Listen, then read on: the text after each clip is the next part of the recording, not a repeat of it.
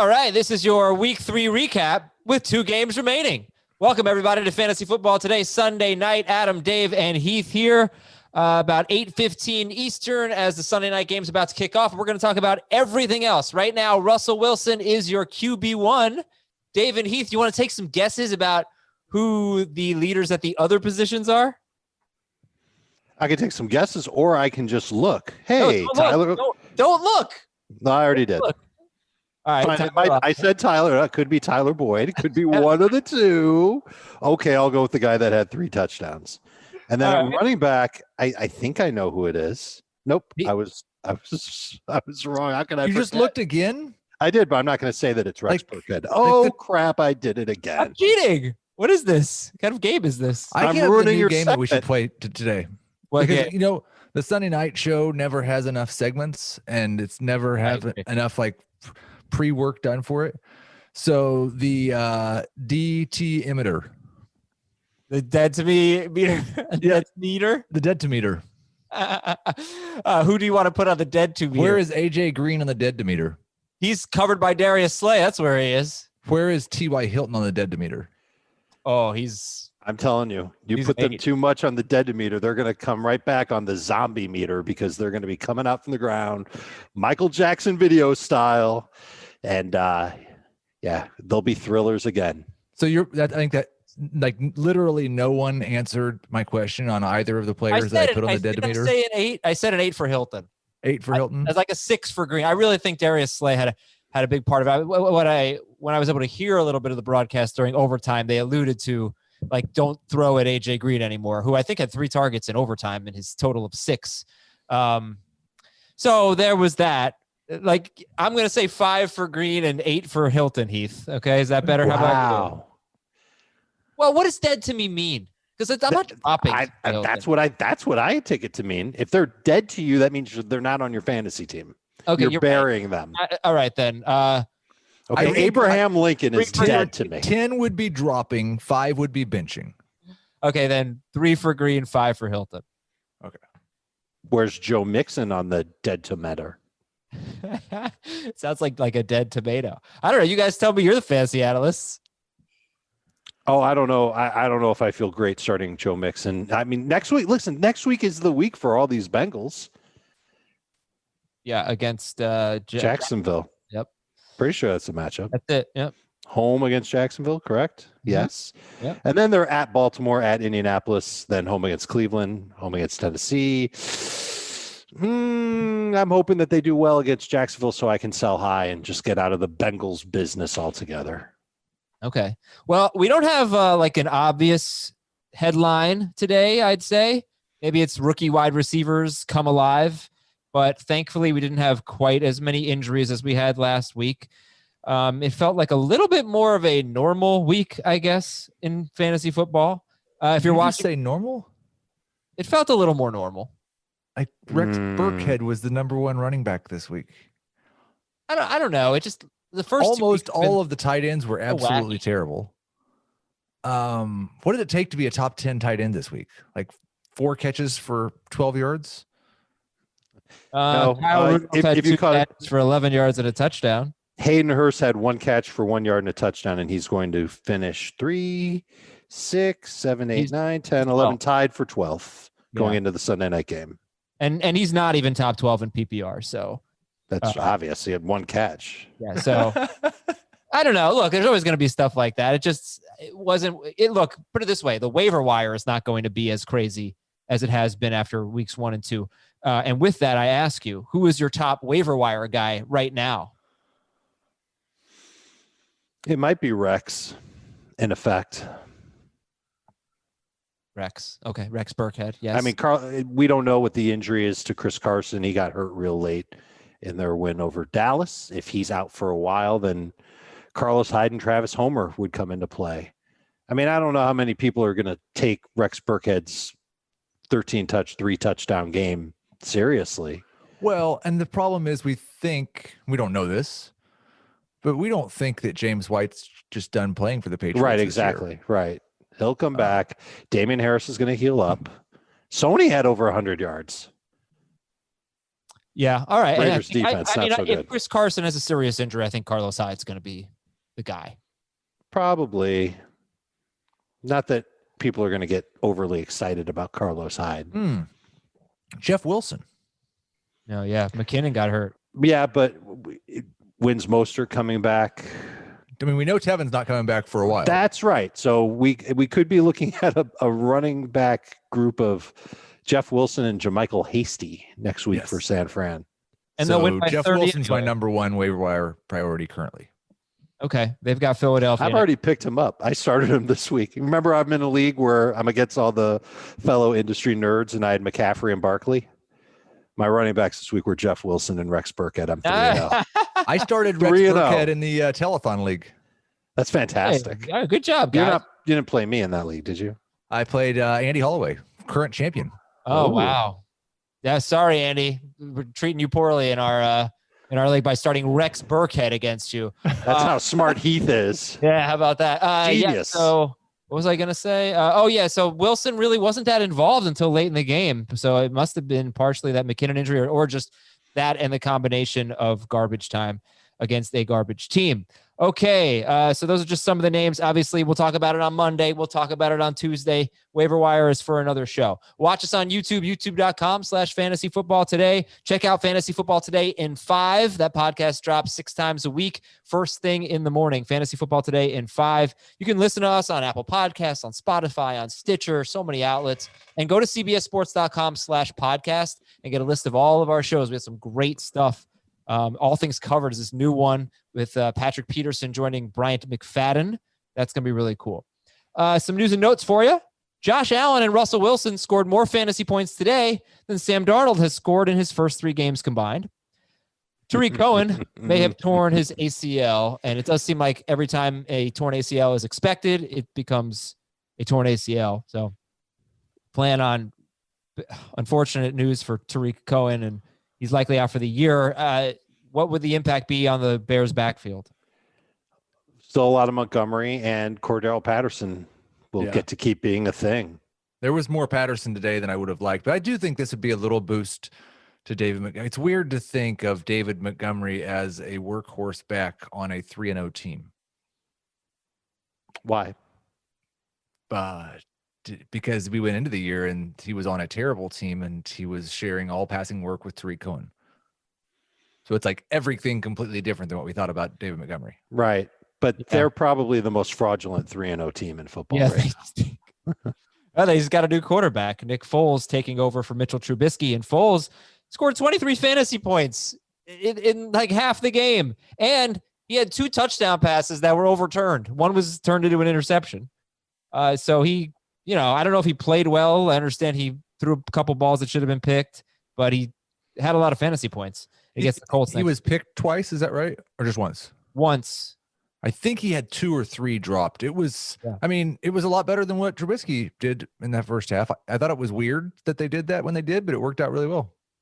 Chris Godwin left with a hamstring injury. Mike Williams left with a hamstring injury. Chris Carson got hurt late, and it did not look good, and they're at Miami next week. Deante Johnson left with a concussion.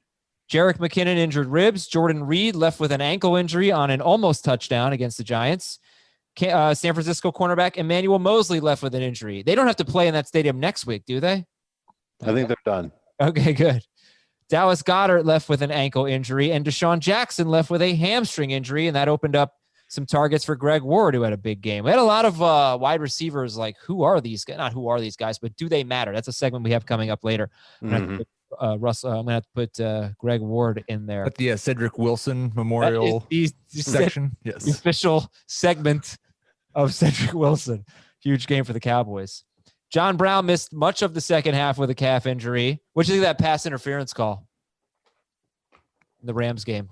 I think the Rams are even now because they didn't deserve to beat the Cowboys, but won because of its fraudulent pass interference call. And that was one of the worst pass interference calls I've ever seen. I agree. It was absolutely awful. But how do they justify it? We don't have like a pool report. There was a lot of contact though. Can't deny that. It was not that. His hands, I was interested to see what they say if they try to say it was a good call, because it was not a good call, at least in my view. But it wasn't like the Rams non-pass interference call against the Saints. It was the most obvious bad call ever. This at least had some question to it. I thought anyway. I think the only reason there was question is because they threw the flag. If they'd not thrown the flag, no one would have thought it was questionable whether it was pass interference. I don't think. I would maybe like a holding or a illegal contact or something. But all right, fair enough. Fair enough. That's a drink. I get my water. Dalvin Cook hobbled off in the fourth quarter. I didn't see anything on that, but just he did. And the Chargers put 2 starting defensive linemen on IR before the game: Melvin Ingram and Justin Jones. Ingram a pass rusher, Jones defensive tackle. Chase Young left with a groin injury. Russell Gage left with a head injury. Buffalo safety Micah Hyde got hurt. Not sure if he returned. Philadelphia right tackle Jason Peters got hurt in overtime. They can't lose him. That'd be bad. Cleveland has a winning record for the first time in 6 seasons. Wow. And Pittsburgh fullback Derek Watt left with a hamstring injury. Bengals wide receiver John Ross was a healthy scratch. And Rob Gronkowski had a big game, and he should have had a touchdown. Tom Brady missed him. Those two have just no chemistry. They never have. All right, buy or sell. Here we go. Buy or sell. Let's start with Russell Wilson. Russell Wilson is QB1. Forget about those scrubs on Monday night. Russell Wilson is QB1. Buy or sell? Buy. QB1. They're finally letting him cook. Their run game is in trouble. I think we may have lost Heath. No, I'm here. I was just waiting. He's thinking about it. Okay. No, there was no air for me to speak. Yeah, I could buy it. It's a perfect storm. It's a perfect storm. Their defense is trash. But the run game is in trouble. And also, I think you could have said Josh Allen, and you could have made a convincing argument. Yeah. Is that the next buy or sell? It could be. Well, hold on. I just want to say this about Wilson. So he has scored 38, 42, and 44 fantasy points in 3 games. What I loved about it was he threw his 4th touchdown pass early in the 3rd quarter. At that point, he had 23 pass attempts, and the Seahawks running backs had 13 carries. So the game scripts have just been different. They've been throwing early a lot. But last season, he scored 30 or more fantasy points in 4 of 5 weeks early in the year. He finished as QB4. In 2018, he scored 25 or more in 6 of 8 games. He was QB11 that year. In 2017, he scored 30 or more in 4 of 5 games, exactly what he did in 2019. And he did finish as QB1 that year, but it was kind of a lackluster QB1 season. It was good, but not great. So I guess I buy Russell Wilson. He's amazing, but he does do this. He does have incredible hot stretches and doesn't, keep it up, I guess. Has he ever had a season where he's started with 14 touchdowns, 3 games, 75% completion rate, a touchdown rate of 13.6% through 3 games? Points, like the touchdown rate's a little high, isn't it? Yeah, maybe that comes. I don't think it does. I think he's just going to continue rolling. No, dude, he's amazing. I know this that. is his MVP year. You don't think he's actually going to have a 13% touchdown rate? You're right. It's probably going to be around like 10. All right, Josh Allen is QB2 rest of the season. I don't think it's going to be around 10, by the way, but I do think Russ is trying to prove that he's worthy of an MVP vote, and the only thing stopping him now is the Le'Veon Bell trade. Who is this? Josh Allen? Josh Allen is QB2. You made me do it. Oh, I don't sell. I'm going to sell that, but I can't help but come away with just he's so incredible. He's improved a lot. He is, but he still makes some really bad passes. That ball to Stephon Diggs, it should have been a touchdown. It hit the ground. Like, what was that? Right. Terrible. Oh, he's not Russell Wilson. No, he's got some flaws, but he's obviously really good. And they're throwing the ball more, I think he should give you a lot of hope for Daniel Jones. No. He should give everybody hope about every young quarterback. He should. All right, but he's not QB2, but he's top. I don't know. God, there's such a hierarchy. The thing is, if you were going to move him ahead of someone today, it might be ahead of Kyler, who was the guy we were saying last week might be QB2. I don't think I do. Like you're not gonna put Allen ahead of Lamar or Mahomes. Well, I'm definitely putting him ahead of Watson. I don't know if he was already. He's in that top 4 conversation. Is it a top 6? Is it a top 7? It's obviously I think it's 7 now. All right. So who is it? Well, I don't know in order, but it's Lamar and Patrick Mahomes and Wilson and Dak and Kyler and Allen and Watson. Are you sure about Watson? Well, I mean, I don't think we'd be sure about any of these quarterbacks if they had played the Ravens and Steelers in back-to-back weeks. I feel like if any of those other 6 quarterbacks had faced the Ravens and Steelers, they would have had at least one game with more than 20 or 22 fantasy points, whatever Watson put up. What did Watson have today? 20 or 22. I don't remember. That used to be good. He actually got off to a great start. The second half, they were invisible. Okay. Hey, when does Russell Wilson play the Ravens or the Steelers? Good point. Okay, well, but when does Deshaun Watson at now anymore? No, his schedule opens up. This is the next 3 days. It's going to be all about how you should trade for Deshaun Jackson in the Watson. Don't trade for Deshaun Watson. No, I'm sorry. What a Freudian slip that was. No, why would you even do that? Deshaun Watson. All right, buy or sell. We are starting Mike Davis over Joe Mixon until further notice. It's because of that game against Jacksonville, right? Yeah, I can't say it. Well, Carolina in week 4. Carolina in week 4. Who is it? Arizona, and then at Atlanta, and then Chicago. Yeah, I buy. And then by then, I do too. I had a feeling Mixon wasn't going to be great today. Like I do believe in the Eagles defense, but it's just hard, run defense anyway. It's just hard to tell Joe Mixon managers that it's all going to be okay. But I mean, did Gio have more yards than him today? Well, he didn't have any carries, so I don't. He had like a 40-yard catch, didn't he? Maybe, but Mixon had 19 touches again. And, Mixon and Drake are kind of similar here.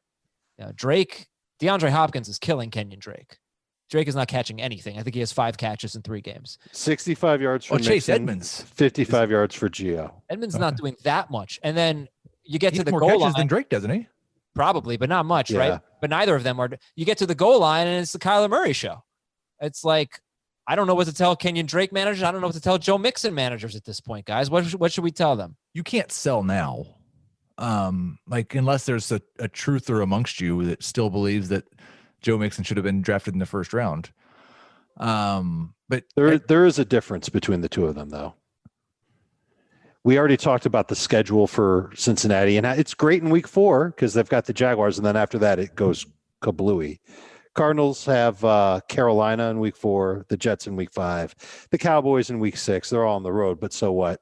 Seattle in week 7, then a bye, week 9 against Miami, week 10 against Buffalo. Okay. I mean, the schedule just the entire schedule. The schedule's perfect. Well, Drake is the one that you want to try and buy low on first. All right. Buy or sell. Rob Gronkowski's roster percentage is absolutely perfect, but it should be higher next week. I presume it's 69%. It is, of course. 69%. Buy. Yeah. Well, buy and sell. That it's perfect. But you sell that it should be higher next week. Okay. This was a squeaky wheel game. No, 6 catches, 48 yards, 7 targets. Should have had a touchdown. Had 4 targets in the first 2 games. But I thought I missed something, honestly. And it's great that he had 7 targets. I'm not poo-pooing that at all. But he caught 6 passes for 48 yards. That's He's still the touchdown or bust guy. If that's the ceiling, still the touchdown or bust guy, like he was not that. Like he's always been, was he? Honestly, what the last year he was in the NFL. What was he? That year, yes, he was. All right, so obviously not over the course of his the whole year. He was career. Retired. He didn't get anything out of him. He was a bust every week. All right, so is anybody buying into Rob Gronkowski? Look, Chris Godwin's hurt. Okay, I think OJ Howard may have had similar amount of yards than him anyway. Buy or sell. You won't be able to trust a Bucks or Lions running back this season, barring injury. You won't be able to trust a Bucks or Lions running back this season. Sell for the season, buy for the near-term future. I might buy it for the Lions all year. the worst thing that could have happened is that they won this game against Arizona, giving Adrian Peterson a bunch of work. Yeah. Now Pencilbeard's going to say, Cancels. we can go ahead and keep rolling with Adrian Peterson every week. And then 1 week, it's just not going to work out that way. And no one will be starting DeAndre Swift. No one can start any of these guys with any confidence. Yeah, like Fournette. I mean, Ronald Jones had more carries than Fournette. Jones had 5 or 6 carries on the last drive of the game in a blowout, but at that point it was about even, and neither of them had much carries or much work, many carries at all. So that was really annoying, and I think you got to think of Fournette as a loser today because people were really excited about him. I was one of them. Heath was not. Heath was not excited about him. Neither were you. Good for you. No, I thought that he would have a touchdown, and he was in at the goal line a couple times. Tackle to one. Didn't get the and then Mike Evans had 2 1-yard touchdown catches, which is bizarre. His only catches of the game. So Fournette could have had the touchdowns, but look, I don't trust Bruce Arians at all, and I know he doesn't either. No. Yeah. All right, I still think Fournette will be the running back eventually in Tampa. I think we got to look at Denver's run defense. I feel like it's been very good this year. Yes. You know, Derrick Henry, James Conner, right? Right. Conner had a big run late last week. So like a fourth quarter salt the game away run that really made the stat line pop. Mm-hmm. Yeah. It's one of those things where maybe I got to check PFF, but the Broncos get Jarrell Casey. Their run defense has been really good. The Titans lose Jarrell Casey. They've got so far a terrible run defense. Oh, Dalvin Cook was terrific today, by the way. Mm-hmm. All right, winners and losers. Let's do it. Heath, Justin Jefferson. You know, we talked waiver wire. We didn't really speak about these rookie wide receivers. Justin Jefferson with a big day. T. Higgins had 2 touchdowns. Isabella is not a rookie, but he had 2 touchdowns. Brandon Ayuk had a big day.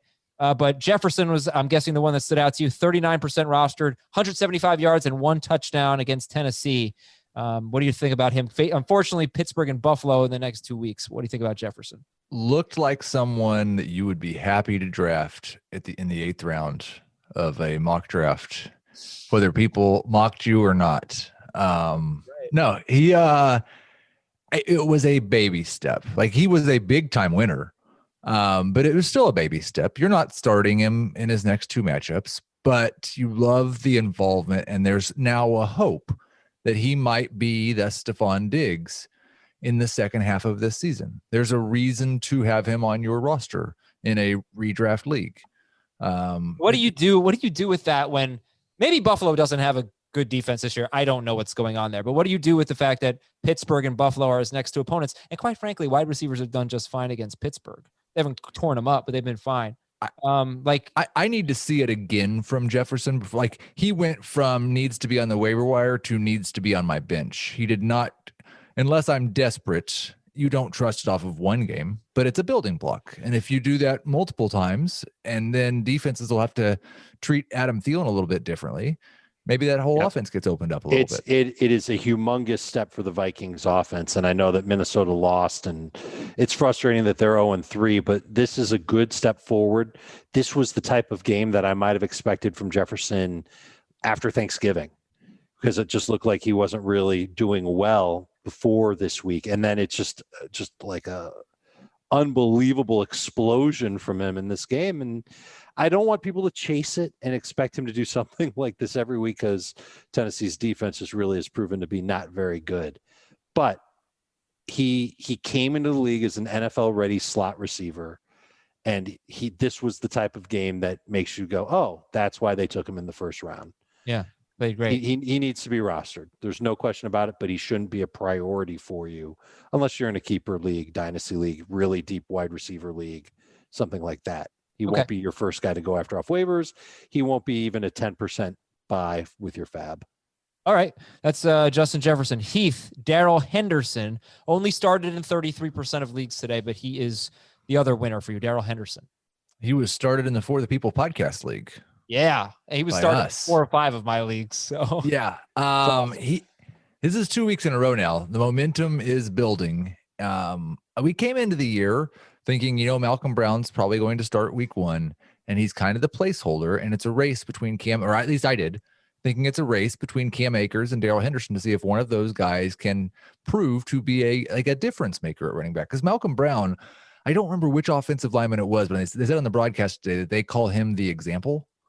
And like Daryl Henderson and Cam Akers are supposed to follow that example. And they have more talent. If they do all the things that Malcolm Brown does, they'll be much better running backs because they're more talented. And Daryl Henderson was very good in this game. Cam Akers is hurt. Malcolm Brown, not as involved as we thought he might be. He still got in the short yardage and really kind of sucked a little of the value away from Henderson until he got that late touchdown.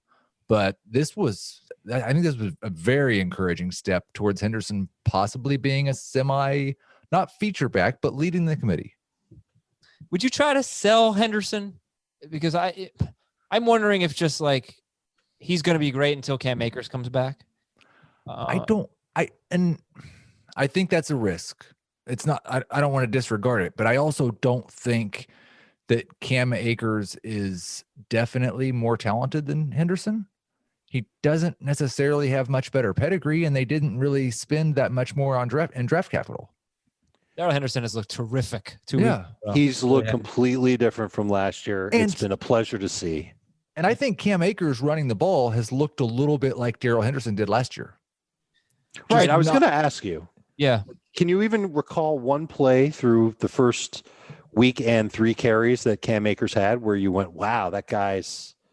No, he doesn't quite look like I know he had some good runs. Right. He doesn't yet look like he fully belongs. All right, guys, Dave, let's get to your winners. Okay. I was just going to say that Henderson definitely looks like the guy that can be the primary back, not necessarily a feature back for the Rams. All right. Your winners are Mike Davis and Brandon Ayuk. So Mike Davis, 13 carries, 46 yards, 8 catches, 45 yards, and a touchdown. That's 2 weeks in a row with 8 catches. It should be McCaffrey. I know. And thank goodness for it, because there was no guarantee that he was going to get that type of work in the passing game, but he did. He dominated the playing time, and I think we can count on this type of volume moving forward. I don't know if he'll catch a touchdown every week, but this has been a nice replacement for Christian McCaffrey in PPR leagues and in non-PPR too, because he scored. Brandon Ayuk, 5 catches for 70 yards, 3 carries for 31 yards and a touchdown. Against the Little Giants. He was giving me, he's not the same type of receiver as Deebo Samuel, but those kinds of vibes were coming to me because of the rushing work that he was getting. And they were using him in the passing game just like he was being used at Arizona State. You know, these little slants right off the snap, putting him in position to try and add some yards after the catch. It was smart. It was heady. And now if Jordan Reed's out and none of the other receivers are healthy for week 4, guess who the number 1 target is going to be for the 49ers passing game? It's going to be Ayuk. Well, yeah, if he comes back too. Hopefully he does. I know it sounds like he does, or he will. Yeah, so Ayuk is 30% roster. Jefferson is 39%. Who's a bigger priority? Ayuk's got the Eagles, then the Dolphins, and Jefferson has the Steelers and Bills. I'm going to say Ayuk by like 1% of fab and 1 waiver claim. I would rather start Ayuk next week. I would rather have Jefferson on my bench. What's the thing that they say in Street Fighter? It sounds like Ayuk, you know? Oh, Hadouken! Yeah, I think people have made that kind of team name. You know, think about it, everybody. It sounds like Ayuk. Yeah. All right. Losers right here. Dave's losers. Carson Wentz and Joe Mixon. Oh, hey, Carson Wentz has scored 23 points, Dave. Yeah, but I don't know how people can feel great about starting him. And if that offensive line is falling apart, it's a matter of time before he falls apart.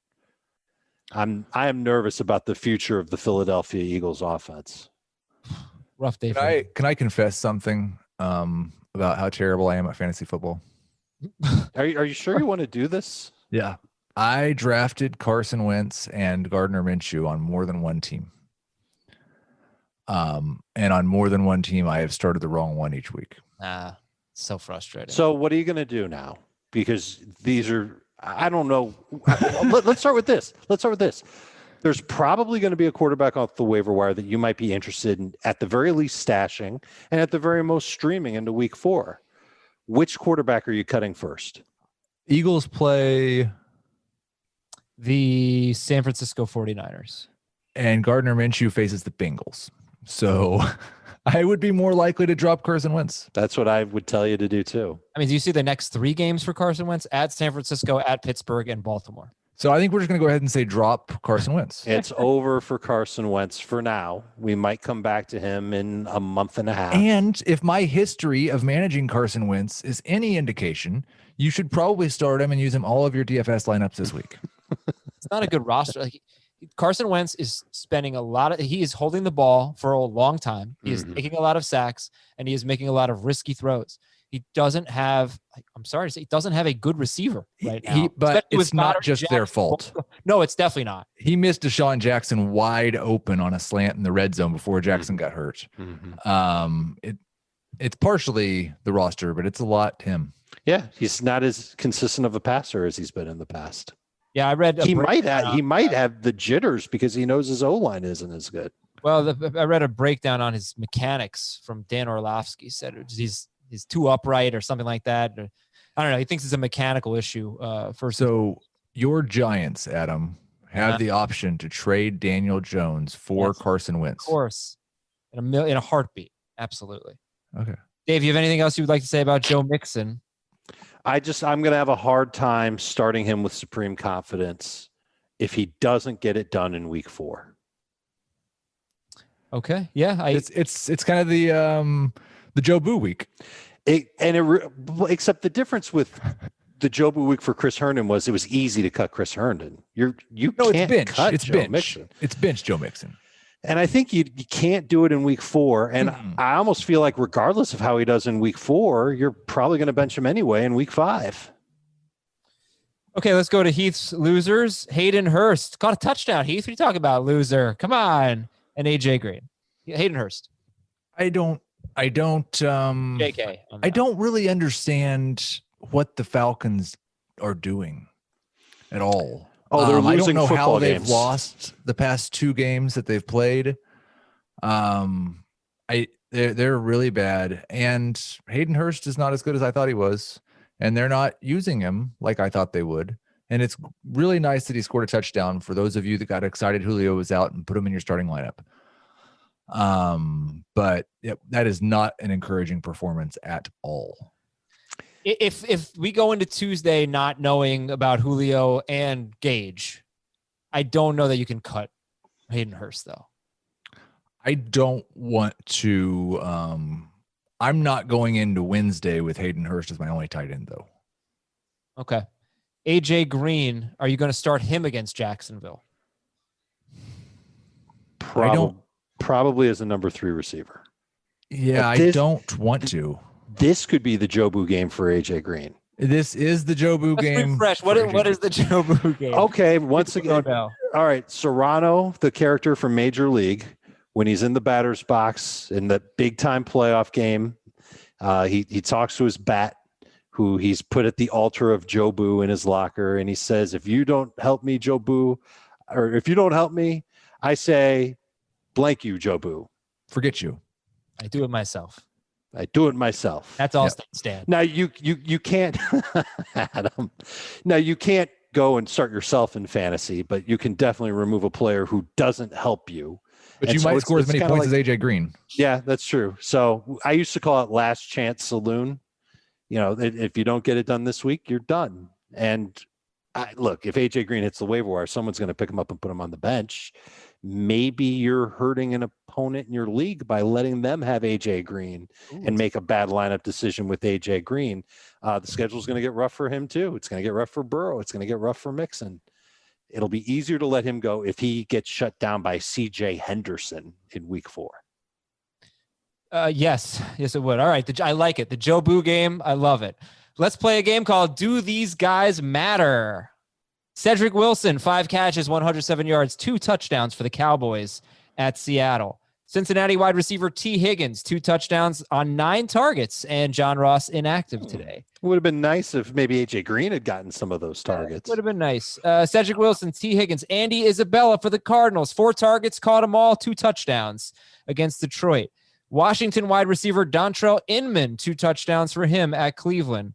New England running back Rex Burkhead, I think we've established already that he does matter. So let's go with those 4 wide receivers: Cedric Wilson, T. Higgins, Andy Isabella, Dontrell Inman, and tight end Mo Alley Cox. Now, I saw Jack Doyle didn't have a target. Mo Alley Cox had 3 catches for 50 yards and a touchdown against the Jets. This is after 5 catches for 111 yards against Minnesota. So you're thinking, oh, Doyle, he was hurt. He probably didn't play. Jack Doyle played 72% of the snaps and didn't get a target. Mo Alley Cox only got 3. He played 77% of the snaps, I believe, and he had another good game. So Wilson, Higgins, Isabella, Inman, Mo Alley Cox. Heath, do any of these guys matter? Higgins matters. Like there was a portion in the second half, and I haven't seen the official snap counts, where like AJ Green wasn't even on the field for stretches of time. And so I definitely think that Higgins may get worked in more and more. It sounds like he's already passed John Ross. Auden Tate was ahead of John Ross today in terms of the pecking order and getting on the active roster. So Higgins is the one that I think matters the most right now. I don't have any plans of adding any of the rest of them. Here's some trivia that maybe the most diehard of podcast listeners from the offseason can answer correctly. Who was T. Higgins working out with leading up to the 2020 NFL draft? Joe Burrow. Joe Burrow. They already had chemistry. They already had synergy together, and they ended up on the same team. And here's a game where Higgins is outperforming everybody on the Bengals. Not bad. All right, let's take a quick break here on Fantasy Football Today. When we come back, we'll look at the top 5 players at each position, and we will go through every game with our fantasy analysis. And you know what? I was going to say something, but I don't want to jinx it. So now I have to say it, right? I was going to say, nobody's ruined Sunday Night Football for me yet, so that's great. We'll be right back on Fantasy Football Today. Top 5 players at each position. It starts with quarterback. It starts with Russell Wilson. Huge game for him. Josh Allen, 2. So Russell Wilson, 6 point per passing touchdown leagues, 44 points. Allen, 38. Dak Prescott, 32.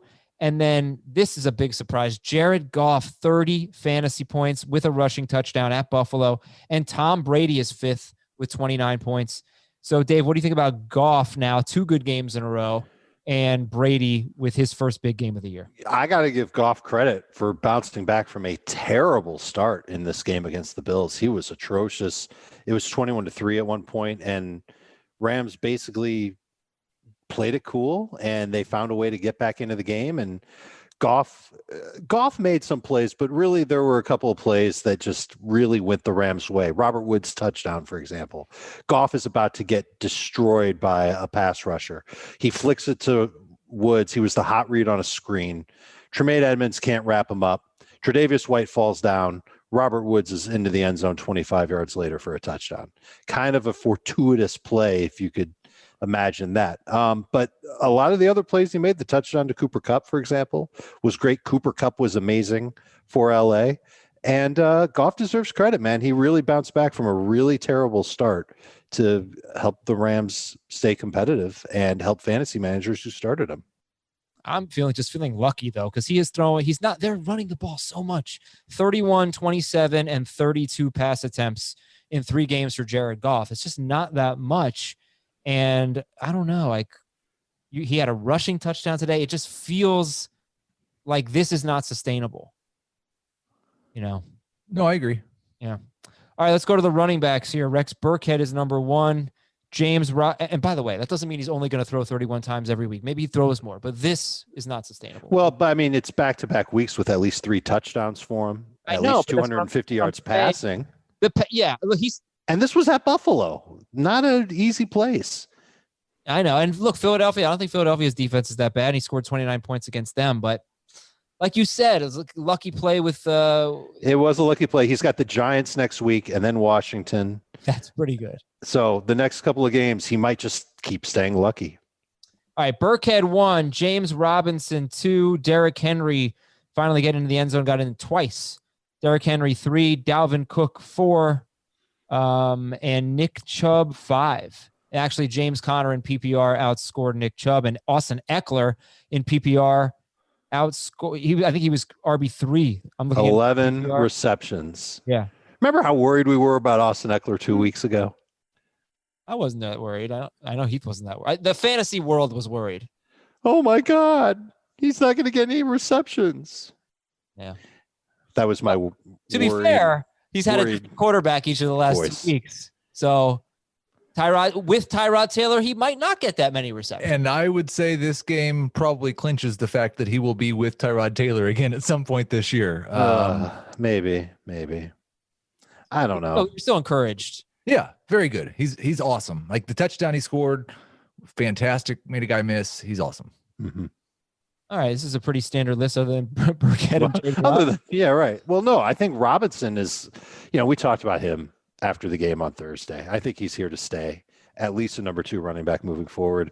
Rex is probably not, but if you used him, great. And forget about 3 touchdowns. How many more games is he going to have 1 touchdown in the rest of the season? Yeah, it was not a good game for Cam Newton, only 10 fantasy points. Not a good fantasy game for him. Rex Burkhead kind of stole some points from him. Tyler Lockett's your number 1 wide receiver. Justin Jefferson is 2. Cedric Wilson is 3. Michael Gallup is 4. Just a normal week. Felt a lot more normal. If we had told you that, right. If we had told you 2 Cowboys receivers would have finished top 5, you would have been like, all right, it's going to be Amari Cooper and maybe Lamb or maybe Gallup. Wrong. Well, actually in PPR, I only think one of them would have finished top 5 because Allen Robinson had 10 catches. Man, when they give up points, Allen Robinson's amazing. He's amazing even when they don't give up points sometimes. And Keenan Allen, 13 catches, 132 yards, and a touchdown. This is 2 big games in a row for Keenan Allen. Are we looking to sell Keenan Allen, or are we going to keep him? Go ahead, Heath, say it. Well, what can you sell him for? I don't think he's going. That's the thing, and it's probably going to prevent me from selling him. Is I don't think everyone viewed him as a low end number 2 coming into the year, and not the low end number 1 that he's been most of the time on a per game basis. And now he's performing like a low end number 1 again. And if somebody thought that he was, and I could sell him for that type of value, I would do it. Because I still think he's probably going to be a number 2 wide receiver the rest of the year. Well, that's not what I was expecting to hear. I'm sorry, I cut you off at the end. No, what did you think I was going to say, Dave? I thought you were going to say, well, Tyrod Taylor's going to come back, and that's going to bring Keenan Allen's numbers right back down to earth. By the way, I think I wanted to talk about that because I think we need to do a little bit of a mythbuster thing here. The notion that Taylor throws the ball downfield and would be better for Mike Williams, I really think that was based on just one game because that was not No, it's not even that. It's not based in fact because Keenan Allen got 28% of the targets when Tyrod Taylor played. He had 8 targets in that game. It was just a bad game, I think. Okay. I'm not sure if Tyrod Taylor can throw catchable passes consistently. Well, that could be, and he won't throw as much probably because he runs. That too, right. So these are 2 pretty big strikes that are going against Keenan Allen. If you could sell high on Keenan Allen, because we're assuming that the Chargers are going to go back to Tyrod at some point, then I would do it. Okay. But I'm talking selling high. I'm not talking about getting rid of him for, a couple of, pieces who might end up being the starters for your team. How about Adam Thielen? Give me Thielen. Yeah. How about what if it's Joe Mixon? Joe Mixon. Yeah. Give me Mixon.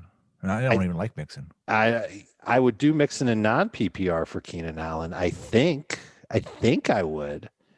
I don't know if I could do it in non-PPR, even with Tyrod coming back. And you know what? Even when Tyrod comes back, once they lose 1 or 2 more games with Taylor, they're going to go right back to the kid. And they should honestly look. I think they should stick with Herbert no matter what. I don't think Tyrod should be under center again for the Chargers unless Herbert really regresses. So just shotgun for him. Okay. Jimmy Graham, your number 1 tight end, 6 for 60 and 2 touchdowns. Tyler Kroft. Really? He had 2 touchdowns. I'm just glad we got back to normal this week. Eric Ebrod, Mo Alley Cox, and Foster Moreau, and Jacob Hollister, and Jesse James. Let's get to the games. Yeah, I agree. Let's get to the game. It's 2 good games for Jimmy Graham out of 3. You'd buy that Nick Foles could maybe energize Jimmy. Okay, I'm sorry. I shouldn't have brought that up. Let's get to the games here. Pittsburgh 28, Houston 21. Heath is on the clock, believe it or not. Houston, by the way, only had the ball for 23 minutes and 9 seconds in this game, so that's really low. Believe it or not, what do we got, Heath? Believe it or not, you should go buy low on all the Texans. Believe it. I don't know about Brandon Cooks. I don't feel good about him at all. Should I? he was open in the end zone and Watson missed him. I don't know if that makes you feel better or worse. It was kind of an almost Makes me touchdown. feel better. Makes me feel better. Vikings, Jaguars, Titans, Packers, bye, Jaguars, Browns. In terms of things that encourage me, if a touchdown is a 10 on the encouragement meter, an almost touchdown is like an 8.5. I know. I love them. They're great. No, but seriously, like the only time he was good was when Will Fuller had literally 0 targets in week 2. So what do you think? I think you're going to see Brandon Cooks on the waiver wire in a bunch of leagues. Should you? And would you pick him up? I'd rather pick him up than Justin Jefferson. Yes. I know that sounds crazy after week 3, but I'm not ready to start Justin Jefferson with the bye weeks coming. Not yet. Cooks, I could absolutely see as a bye week replacement at receiver. Buy or sell? What the hell, Juju Smith-Schuster? Buy. I've been buying that for a year and a half now. What's going on? 5 targets, 4 catches, 43 yards, and a touchdown. He has 6, 8, and 5 targets in 3 games. And Deante Johnson got 0 catches in this game. He left with an injury. What he left in the first half. He got concussed. So I guess Deante gets a pass for this one. No, I mean Juju didn't get more targets even without Deante Johnson. That's what I meant by that. Yeah. How many passes did Ben throw? 36. 5 of them to Smith. Yeah, I don't know. I'm glad he scored. I wonder if that's what he is now. How could that be? He's their scorer? No, well, I mean, he certainly is that, but he needs to find the end zone in order to be incredible for fantasy. And if he doesn't do it, then he'll be okay. I guess, but he's like not even incredible while finding the end zone. I don't know. It's really strange. I'm going to expect Juju Smith-Schuster to be more involved. Are you? Am I just being? I'm going to hope. Okay. I'm involved to the point where he's getting DeAndre Hopkins type targets. No way. Ben's spreading it around. This was a possibility, and you knew it was before the season started. Also interesting in this game, Benny Snell and Anthony McFarlane had 13 carries, and this was not Snell got a goal line carry. He did. He did a terrible job on it. I don't do that again. I think there's a chance that Connor could be a good sell high guy. Like I've got Connor in a couple of leagues, not many, but I'm going to see what I can get for him in trade because he's big and burly, but he's not super fast. And would you rather have Connor or Mixon? I'd rather have Connor. Yeah. I think I can get more in trade with Connor than I can with Mixon.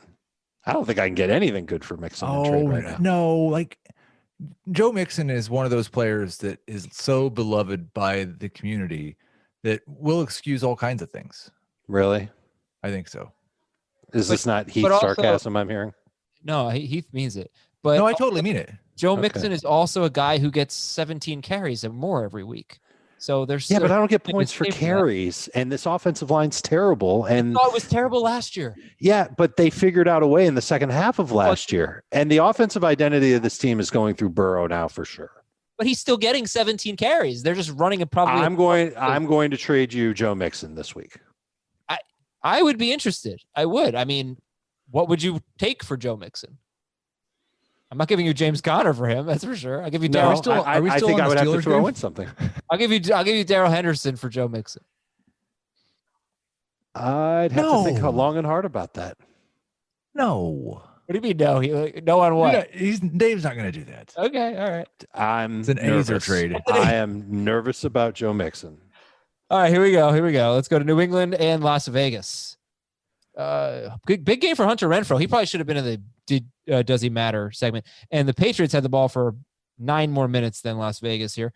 Heath, what do we got? Buy or sell. The Patriots pass game is going to be bad against bad teams. Buy. Sure, yeah. So, wait, believe it. Yeah. Believe it. Excellent. I give it an A. Right. So Cam Newton threw 20 times in week 1. And 28 times in week 3. 28 times in week 3. And Rex Burkhead saw 10 of the 28 targets went to Rex Burkhead. What do you make of this performance from Cam Newton? Strange game. I don't think he threw quite as well, just overall. The interception was ugly. And I think the Patriots were wise to try and just win this game by grinding down the clock, using their run game, attacking that Raiders front, even without their best center playing. So I don't have a problem with the game plan, but this is something that can happen anytime the Patriots can get moving off the snap with the run game, that Cam disappoints you. Okay. Chiefs host the Patriots next week. Let's do a buyer. Right, so that's one where I think Cam could end up being better, because unless the Chiefs just suddenly have an absolutely horrific run defense, and they might. All right. So Josh Jacobs, 16 carries after having 25 and 27 in weeks 1 and 2. So buy or sell, you might want to see what you can get for Josh Jacobs, because he has the high scoring Bills, not a joke, and the Chiefs, and then a bye in his next 3 games. So, and he's got a hip injury. Yeah. But I don't think you're going to, I think people are going to see the injury tag on Jacobs along with what you got out of him in week 3. And they're going to say, well, I can't give you first round value for him anymore. Sorry. I don't know what happened. What is Heath apologizing for? I just cheered audibly. Oh, okay. That's fine. I just know that like an hour into the game, something great happened. It was really great. Buffalo 35 and the Rams 32. We talked about Jared Goff. We talked about Daryl Henderson. Robert Woods with a big game. He had 30 rushing yards. He also had 74 yards and a touchdown receiving. Cooper Kupp, 107 yards and a touchdown on 10 targets. What are we looking at? Oh, Tyler Higbee was bad. What are we looking at here, Heath? Buy or no. I was going to do Josh Allen, but believe it or not, that's what this is. Daryl Henderson will be the best Rams running back rest of season. I'm believing it today. Am I ready to believe it for the rest of the season? Kind of, because Akers just hasn't looked great. Brown has looked okay, but Henderson's really going to have to botch it. I think the coaches like him. I'm believing it. I'm believing it. Heath, are you believing it? Yeah, I would I don't think he has a 50% chance of being the lead running back all season long, but I think he has the best chance of any running back on the roster. So he gets the plurality, but not the majority. Is that fair? Yes. Yes, absolutely fair. What can you throw in with Henderson for Joe Mixon, Adam? Darius Slayton. That's a great choice of names to throw in there. This and now I this might got take interesting. it because I might take it because I really like Slayton too. Oh. I hate his quarterback. Do fumbles count in this league?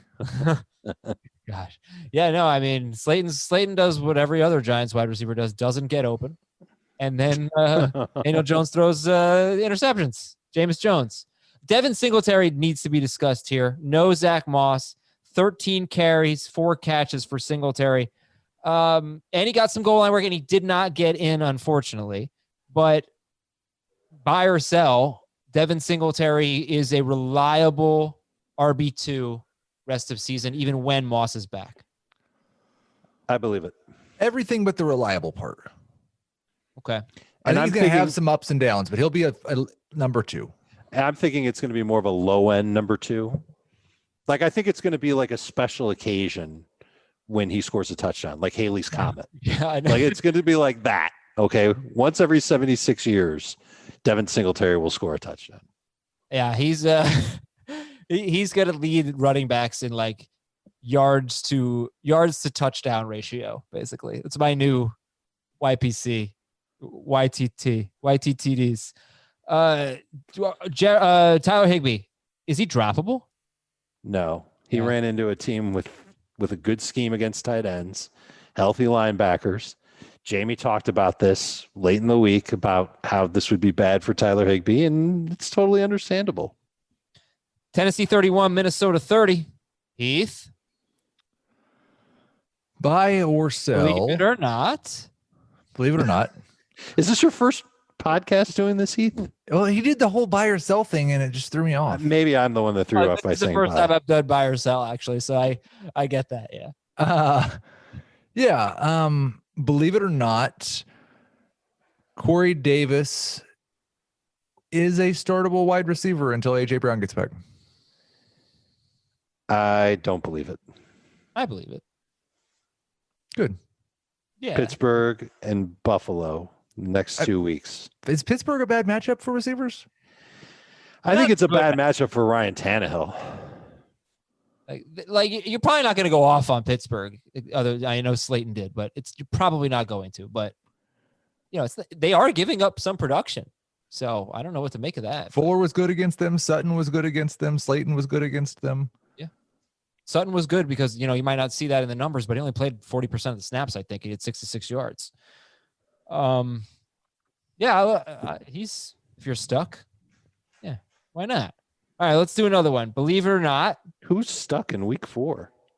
A lot of people are stuck with all these injuries. I mean, Corey Davis was started in 42% of leagues this week, so a lot of people were stuck. Yeah. He had 7 catches in week 1. He's had 8 in weeks 2 and 3. Believe it or not, Ryan Tannehill you should drop Ryan Tannehill for Ryan Fitzpatrick. Believe it or not, but buy or sell. I believe it. You buy it. No, I believe it. B minus. Oh, there's going to come this is the problem. If you drop Tannehill, no one's really going to race to pick him up if it's a 1 quarterback league. But in 2 weeks after Pittsburgh and after Buffalo, he's got Houston, Cincinnati, Chicago, the Colts. I mean, he's got a stretch in there where he's got some great matchups.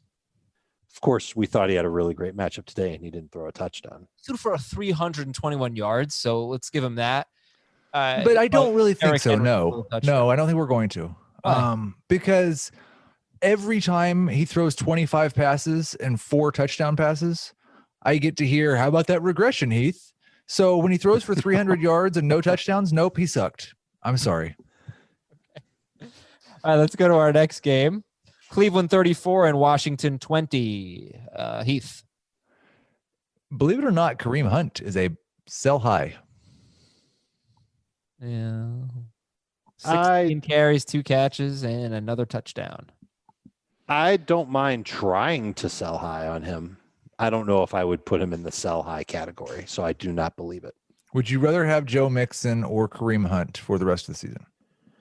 Oh, I knew that question was coming. I really am nervous about Mixon, but I'm also a little nervous about Hunt. I'm encouraged that he had a game like this in what amounts to a blowout victory for the Browns. I think I would lean toward Hunt. I think you could possibly sell Hunt for Mixon. I definitely and I don't know if I want to do that. I think the game script is going to be really important here. If they have a lead, although this was a pretty back and forth game, but they did end up winning by 14. Because when they're behind, it's going to be better for him, right? I think so. But he only had 8 catches in 3 games. Well, they've only been behind in one of the games. They've only thrown 12. 4 of them were in that game where he was behind. But I guess so. But what I'm saying is, like, the last 2 games they've played against have been the Bengals and Washington. I mean, what's going to happen when Kareem Hunt gets a game where he doesn't score a touchdown? He's not going to score as many fantasy points. Right. Well, thanks for that, Heath. But I mean, we're probably looking at, you're going to freeze up when it comes to starting Kareem Hunt. Week 1, I guess he had 13 carries for 72 yards and 4 catches for 9 yards at Baltimore. So no touchdown and 12 PPR fantasy points. Yeah, not bad. But not what you want from your number 2 running back in full PPR. Joe Mixon manager would sure take it. Yeah. Yeah, that's true. But that's why I'm okay going with Hunt in this case. Would you trade Kareem Hunt for Michael Gallup? Who would you rather have? Hunt by about a million miles. How about Kareem Hunt or Tyler Boyd? Hunt. I might say Boyd.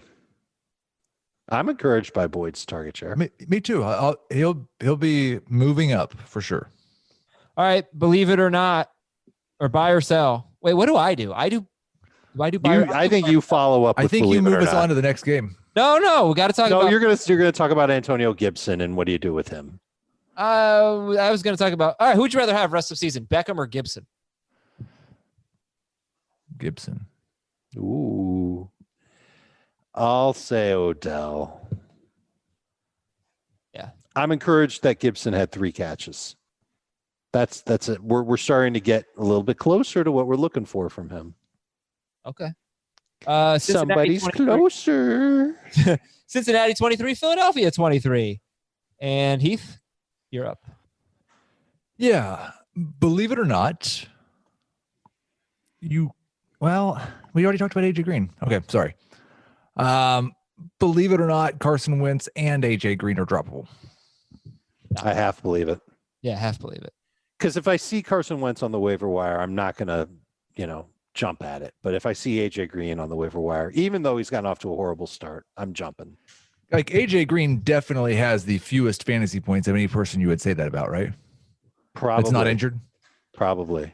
If someone's cutting Joe Mixon because they're tired of looking at his mugshot on their roster. Who has more points between the two? I would assume Mixon does. No, I would say J.K. Dobbins. Oh, no. Dobbins had 2 touchdowns. Yeah. Cam Akers, maybe? I picked up Akers in one of my leagues. Somebody dropped him. Oh, Swift's going to get dropped in some leagues this week. He played 5% of the snaps. Mm-hmm. Yeah. Okay, well, that's a separate thought. Tell me what you think about Greg Ward and Zach Ertz. Ward had 8 catches for 72 yards and a touchdown on 11 targets. Ertz had 7 catches for 70 yards on 10 targets. Rager's out for a while. Deshaun Jackson might be out for a while. Dallas Goedert might be out for a while. Wentz is running out of people to throw to again. Ward kind of came in the clutch last year. Here he is again. Arcega-Whiteside's hurt. Philadelphia's that team. Well, what do you think? I mean, he's 2% rostered. How rostered should Greg Ward be? Somewhere north of 20%, but less. Yeah. Right. Somewhere between 20 and 30%. San Francisco 36, Giants 9. He's having such a great weekend. It's over. Yeah, believe it or not, last week we did You Can't Start Any Giants, so I won't do that again. Believe it or not, Jeff Wilson should be the number 1 out on the waiver wire. Can you tell me what McKinnon's status is, or is it going to be like uncertain? No, we might not know. You're not going to know. We don't ever know. Wait these a minute. things. We'll get a Monday update on McKinnon and what the injury. We'll get a Monday update on McKinnon. I don't think they're going to tell us on Monday whether McKinnon's playing this week. Well, if he's got fractured ribs, then we're going to know that he's not going to play. But if it's, he's got sore ribs, he got bruised up, beat up, we'll see how he does this week in practice. Well, then there's a chance that he plays. And if they have an optimistic report on Mostert, that just makes it all the worse for Wilson. We need those guys out of the way for Wilson to be a 1-week hero for fantasy purposes. So, and I can't believe he caught passes and even caught a touchdown. Yeah, well, he scored both of his touchdowns in the fourth quarter. He had 12 carries on the day, and Wilson, 6 of them came on the final drive of the game, other than the kneel downs. Yeah. So all right. So Wilson, we'll have plenty of time to talk about that. Let me ask you this: Devonta Freeman is rostered in 89% of leagues. Some people spend 40%, 50% one of their fab on Devonta Freeman. Well, you know what? Like, I'm not laughing because I didn't even think he was going to play necessarily. He played and he had 5 carries for 10 yards. He's nothing negative about this at all. No, he looked just as rough as he did last year. It's 5 carries, but fine. But what I'm saying is he's 89% rostered now. What do you think it's going to be on Wednesday morning? 78. Yeah, you should not drop him yet. We need to see him with a full week of practice before we make any judgments. But are you starting him anytime soon? Well, that's going to depend on what he does next week. Definitely not starting him next week, right? No. Can't start him next week against Deion Lewis thing. Like, Deion Lewis got 2 touches. It's ridiculous. So Evan Ingram is droppable, buy or sell? I don't believe it. Not in a vacuum, but it's possible. Again, if he's out there on the waiver wire, I do not mind having him as my second tight end. Guys, we got 6 minutes, 6 games left. Hopefully we can do it in 10 minutes at most. Chicago 30, Atlanta 26. Go ahead, Heath. Yeah, believe it or not, Russell Gage and Hayden Hurst are not good enough to be second and third options. No, I don't Gage believe got that. hurt. Well, he got hurt, but he played enough snaps to have better numbers than he did. He was having a very bad game when he got hurt. 2 catches, 24 yards on 3 targets. I don't. Maybe. No. I mean, I think Calvin Ridley, while he wasn't very efficient in this game, showed us that we thought he can be the number one if Julio misses an extended period of time. You know what's interesting, though? Gage has target share. Gage has succeeded with a lot of targets, but 2 elite wide receivers around him. A team could pay him no mind whatsoever. Calvin Ridley had he had 1 catch in the second half. And I'm wondering if losing Julio and Gage, actually was bad for him. But, the full game stats are obviously tremendous. Ryan's game-sealing interception was ticketed to Ridley. It was just a bad throw. I don't know. Undecided on that one, Heath. Okay. How about buy or sell? Anthony Miller is back in play with Nick Foles at the helm. So, yeah, because what does that mean? Back in play, a possible starter for your team, worthy of a roster spot for your team. What does that mean? Yes, like what you said about Justin Jefferson at the very least, worthy of being on your bench. Yeah, okay, I'll buy that he's bench worthy. I had not quite yet dropped him yet, so I guess that's why I sold. Real quick, Todd Gurley or Melvin Gordon rest of season? Heath whispered Melvin. I think I would say Melvin, but I know that Phillip Lindsay's coming back, and this Broncos offense looks bad. Falcons offense looks bad, and Gurley isn't the only running back in town for Atlanta. He's catching nothing. I guess I'm going to say Melvin, but I know Todd Gurley, 80 yards and a touchdown. Everybody should be thrilled. This might be his best game of the year. If there was ever, here's a sell high candidate. Take him after this game and go to the fantasy manager that just spent a ton of fab on Devonta Freeman and say, forget about that old Falcons receiver or Falcons running back. Take this old Falcons running back. I ruined my joke because I said receiver. Yeah, that's okay. Carolina 21, Chargers 16. Heath? This game makes me a little bit sick, but believe it or not, Joshua Kelly's 23 carries in week 2 were the outlier. Oh, believe it. Well, we're expecting them to be salting away a win in this game. Exactly. And they should have leaned on the run way more than they did. But if they're a 1-2 team whose only victory came because the Bengals missed a field goal at the end of the game, maybe we shouldn't ever expect them to be salting away wins. Yeah, I agree. I'm sorry. The Panthers defense coming into this game was terrible. They were absolutely terrible. The Chargers offense has not been very good. No, they're scoring 18 points a game or something. But at the very least, they showed some willingness to run the football, and they should have known going into this game that they should have run the football and taken pressure off of their rookie quarterback. How much do you think Kelly's fumble mattered? It probably mattered a little bit, more than I'm giving it credit for. It's trouble. And now he's back again. This is 2 of 3 games where he's been in the 8 to 12 range, which we've talked about. That's where that second running back is for the Chargers. Who would you rather have rest of the season, Daryl Henderson or Josh Kelly? Henderson by 100 million miles. Are you kidding? Absolutely not, because when Cam Akers gets back, you might see 3 running backs in there. And when Justin Jackson gets back, you might get carries again. Okay, all right. Geez, sorry. Buy or sell. You could have done a better one than that one. DJ Moore is not going to have 5 touchdown catches this year. Or he will not have more than 5. So I sell that. Jets and Colts. I put Jets 36, Colts 7. That doesn't feel right to me. What should you say? Colts you said Jets 36. Oh, okay. I'm sorry. Right. I thought you were saying the game wasn't as close as the score would indicate. No, it was. I switched the teams. Colts 36, I know. Jets 7. Yeah. Heath? Well, I mean, you could do a variety of things here. I think we talked enough about T.Y. Hilton. So I will say buy or sell. Jonathan Taylor's been just a little bit of a disappointment. His workload has been a disappointment. Wait. Well, this week it was. This week it was. He had 26 carries last week. He hasn't they didn't need him. Runs and been awesome in that sense. But I guess you can't complain with a touchdown. And They were going to score a lot of touchdowns. They were blowing out the Jets. They were able to give Wilkins some run. Nyheim Hines had 7 carries.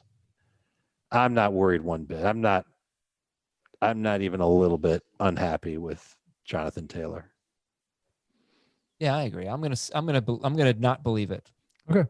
Buy or sell Nyheim Hines.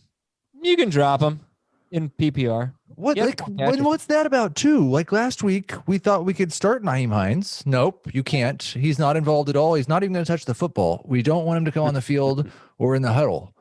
And then this week, he has 11 touches for what, 60 yards? 61. He was worth double-digit PPR points. Okay, look, just say sell. When I say buy or sell, you think that I buy all of them. You can allow to sell them, I believe Nyheim Hines is a good bench running back in full PPR. I was complaining about his usage, not your question. Okay. Seattle 38, Dallas 31. Heath, what do you got? Buy or sell Amari Cooper is really the only Cowboys wide receiver that's a trustworthy start every week. No, I think Cedric Wilson is that guy. Oh, stop it. I think I trust CeeDee Lamb in only in PPR. I don't think he's going to score a lot of touchdowns, but this is his worst game. Well, no, he's had 2 games with about 5 catches for 60 yards. So an 11-point floor is not that good, but it's worthy of being like a flex in a PPR league. So I won't believe that. I think Gallup put himself back on the map as at worst a number 3 receiver. Look, he came close having good numbers in week 1 and I guess in week 2 as well. Right. Connection finally made in week 3. Yeah. Okay. And then buy or sell DK Metcalf is one of the most interesting players in football. Deshaun K. Metcalf.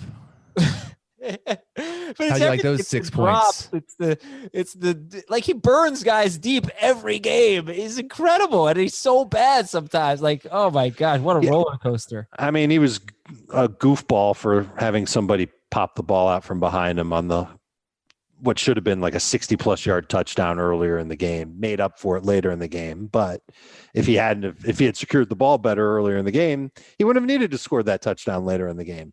We're still going to take that touchdown later in the game. He's absolutely, I don't know if interesting is the word. Must start are the words for DK Metcalf. Detroit 26, Arizona 23. Buy or sell Kenyon Drake's, or believe it or not, Kenyon Drake's a bust. I don't believe it. I think I do. Oh. But like a mild bust. Like I'd take him in the 3rd round. So he was going at the 1-2 turn for a lot of drafts. Mixon was going ahead of him. Let's talk about the team, the running backs that you took after him that you would take ahead of him now. And my reasoning for it is I just think that Kyler Murray is having such a great year running the ball, and DeAndre Hopkins is catching so many passes. And I think those 2 factors are hurting Kenyon Drake. But Jonathan Taylor ahead of him, right? Yeah. Aaron Jones is obvious. Yeah. I'd rather have James Conner. Yeah. As long as I don't know if Connor's going to be more valuable in a trade than Kenyon Drake right now, but I don't know if I'm ready to say that. I think Eckler's ADP was behind his. I was taking Eckler over him. I'd rather have Eckler. Yeah, I would rather have Eckler. Like, what about Nick Chubb? Because I know it's easy right now. The easy thing is to say Nick Chubb ahead of Drake. Nick Chubb ahead of Drake. Yeah. I mean, I get that, but I think there's a case that Kareem Hunt. They're pretty even. It's just one of the guys scoring touchdowns right now. And the other Heath. Who would you take, Hunt or Drake? I'd probably take Drake still. I would too. But it's not particular. I mean, it's much closer than I thought it was going to be. I promise you they will find a way to feed him in the next, not feed him. They've been doing that. I think they'll find a way to get him some touchdowns here in the next month or so. He needs the targets that are going to Chase Edmonds. I think that's the difference. Well, he needs the rushing touchdowns that are going to Kyler Murray too. That would help as well. Tampa Bay 28 and Denver 10. Believe it or not, it just took a couple of weeks, but Tom Brady's a must-start quarterback. He didn't have as many drops on him this week as last week. 7 drops last week was really bad. I believe that. Must start is a little. All right. Can we temper the must start and just No. Can we cut the must? Nope. All right. Then I guess I can't believe it then. Wait, I but have if a we better did one. temper it, then I would say yes. I have a better one. Well, that wasn't the question. Dave, come on. I have a better one. There are no must-start quarterbacks that are not 250 rushing yard guys. Other than none of the quarterbacks that are not like running quarterbacks are must-starts by herself. And Is Matt Mahomes, Ryan, I would always say Mahomes is just barely. Yeah, he's in there. he qualifies as a rushing quarterback. Yeah, he had like 300 yards in 16 games last year, kind of the playoffs. Okay. 50 is like the arbitrary line I use, which is, anybody could. Sure. I would believe that statement. That is a believable statement. I don't think I believe it if Julio Jones is healthy, because then Matt Ryan is a must start. But that's pretty much it, right? Like all the must start, no question, no doubt about it quarterbacks are the mobile guys. Yep. Let's see what Rodgers does tonight. Maybe he gets in there. I don't know. Don't tell me what he does. Okay, we got to go, everybody. Wait. No, take off my headphones. Like, don't. No, I have something from the Broncos game. Thank you so much for watching fantasy football today. And Can I please say what I want to say? Tomorrow with our Monday episode. See ya. Want more of the Fantasy Football Today podcast and nonstop year-round fantasy advice? It's simple. Hit the subscribe button and hang with us all throughout the year.